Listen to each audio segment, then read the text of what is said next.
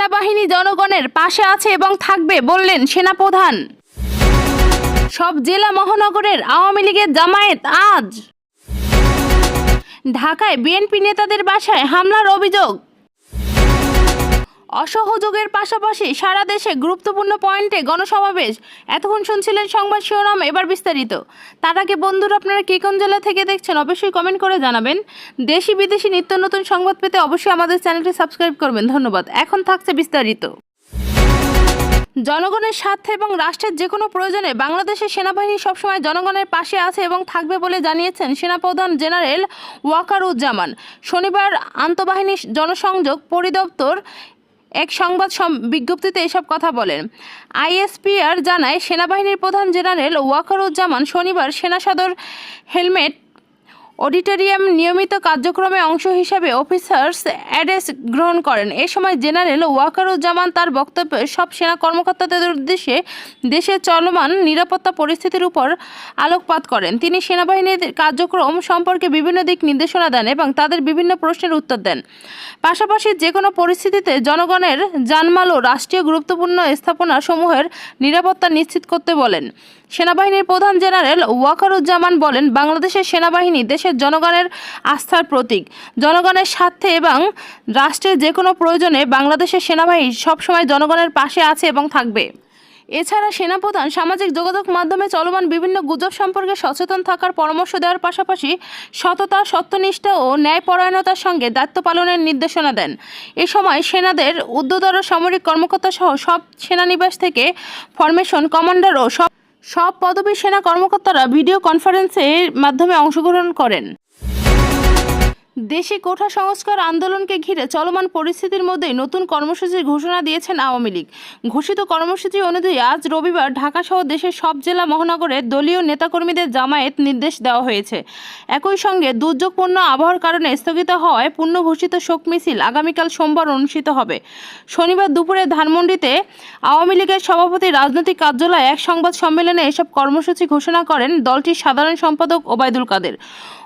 ওবায়দুল কাদের বলেন, 5 আগস্ট বঙ্গবন্ধুর সন্তান শেখ রাসেলের জন্মবার্ষিকী। যদিও মৃত্যু বেদনায় জন্মবার্ষিকীকে ছেপে চলেছে শোকের কাছে। আজ সারা দেশের পাড়া মহল্লায় প্রতিবাদ মিছিল এবং আগামীকাল বিকেল 3টায় রাজধানীর রমনায় ইঞ্জিনিয়ার্স ইনস্টিটিউশনের সামনে শোক মিছিলের ডাক দিয়েছে ক্ষমতাসীন দলটি। এসব কর্মসূচি দলের সর্বস্তরের নেতাকর্মীর অংশগ্রহণ করবে বলে মনে করেন শীর্ষ নেতারা। বিএনপির জাতীয় নির্বাহী কমিটির আন্তর্জাতিক বিষয়ক সহসম্পাদক ব্যারিস্টার রুমিন ফারহানা এবং নির্বাহী কমিটির সদস্য আকাম মোজাম্মেল হকের রাজধানীর বাসায় হামলা এবং ভয়ভীত প্রদর্শনের অভিযোগ পাওয়া গেছে। শনিবার রাত 11:15টার দিকে রুমিন ফারহানা তার ফেসবুক লাইভে এসে অভিযোগ করেন এবং বলেন, একদল ছেলে লাঠি হাতে তার বাসার সামনে এসে বিশ্রী গালাগালি দিয়ে ভাঙচুর করে গেল। তিনি অভিযোগ করে বলেন, রুমিন রুমিন বলে নিচে নামতে বলে এবং বিভিন্ন রকমের অশ্লীল ভাষায় গালাগালি করতে থাকে। এ সময় ওই ছেলেরা বাসার গেট ভাঙচুর করে। তিনি জানেন, মাকে নিয়ে তিনি রাজধানীর এলিফ্যান্ট রোডের বাসায় থাকেন। এদিকে রাজধানীর ধানমন্ডিতে বিএনপির নির্বাহী কমিটির সদস্য আকাম মোজাম্মেল হকের বাসায় একদল এবং আইন শৃঙ্খলা বাহিনীর পরিচয় কিছু লোক তার খোঁজে আসে। তবে তিনি ধানমন্ডির ওই বাসায় ছিলেন না বলে জানায় মোজাম্মেল হক। তিনি আরও বলেন, তিনি নিজে ওই বাসায় না থাকলে প্রায় সময় তার বাসায় কেয়ারটেকারকে এসে কিছু লোকজন গালাগালি করে যায়। এছাড়া মিরপুর 1 এ অবস্থায় ঢাকা মহানগর উত্তর বিএনপির সদস্য সচিব কারাবন্দী আমিনুল হকের পরিবারের ব্যবসা প্রতিষ্ঠান নিউ ক্যাফে ধানসিঁড়ির রেস্তোরাঁ ব্যাপক ভাঙচুর লুটপাট করার অভিযোগ পাওয়া গেছে। রাত 12টার দিকে ছাত্রলীগ যুবলীগ নেতাকর্মীরা এ তাণ্ডব চালায় বলে জানা গেছেন এবং বলেন আমিনুল হকের বড় ভাই। তিনি আরও জানান, পুরো হোটেল ভাঙচুর, স্টাফদের মারধর এবং ক্যাশ লুটপাট করা হয়েছে।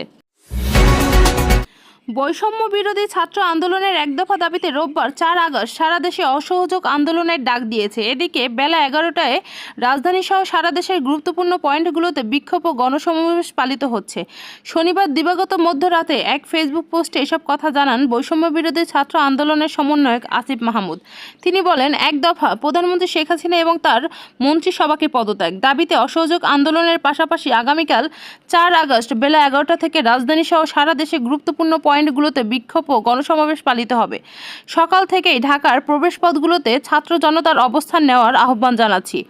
আসিফ মাহমুদ আরও বলেন, কেন্দ্রীয়ভাবে শাহবাগের বেলা 11টা থেকে বিক্ষোভ এবং গণসমাবেশ অনুষ্ঠিত হবে। সর্বোচ্চ উপস্থিতি নিশ্চিত করার সবার অংশগ্রহণের আহ্বান করছি। কর্মসূচি সফল করতে স্কুল, কলেজ, বিশ্ববিদ্যালয়, প্রাইভেট বিশ্ববিদ্যালয়, মাদ্রাসা শিক্ষার্থী, শ্রমজীবী, পেশাজীবী, রাজনৈতিক, অরাজনৈতিক, সর্বশেষ আপামর সাধারণ জনগণকে রাজপথে নেমে আসার আহ্বান জানায় আসিফ মাহমুদ। তিনি আরও বলেন, আমরা শান্তিপূর্ণভাবে বিক্ষোভ ও গণসমাবেশ পালন করব, তবে আঘাত এলে তা প্রতিহত করার প্রস্তুতি নিয়ে রাখার আহ্বান রইল।